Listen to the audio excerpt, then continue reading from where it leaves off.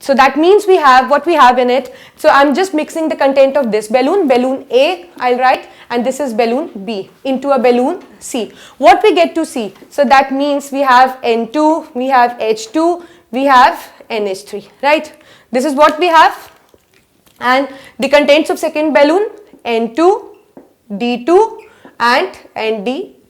So that means, as I told you, that this reaction is in equilibrium and this reaction is in equilibrium. That means if the reaction stops at equilibrium, so we will not get to see any kind of change in it. But you know what, as a result we got?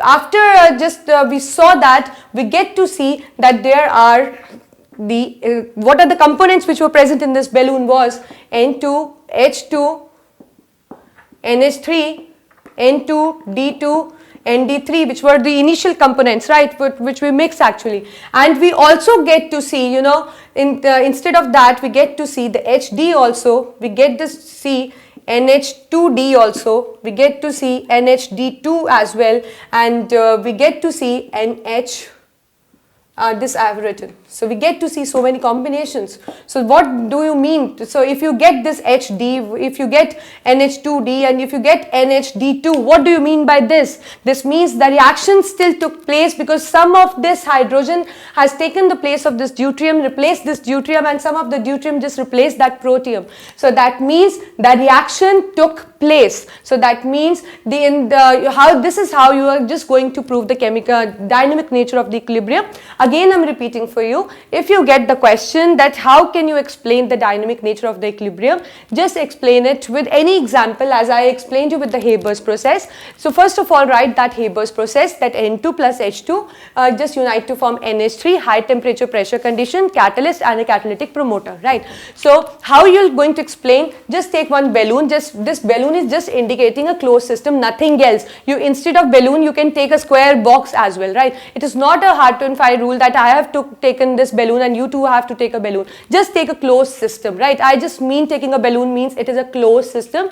It is not going to exchange matter with the surroundings. That is the important criteria. I have told you that when we consider an equilibrium, we need to have a closed container, right? So I took in a balloon, a closed balloon, in which I just added the ingredients N2 and H2, the same high temperature pressure conditions, and what happened? I achieved NH3 with passage of time, right? So when I saw there was no further change in the concentration, so I just concluded that yes, this is the stage of the equilibrium. I left the system undisturbed, right?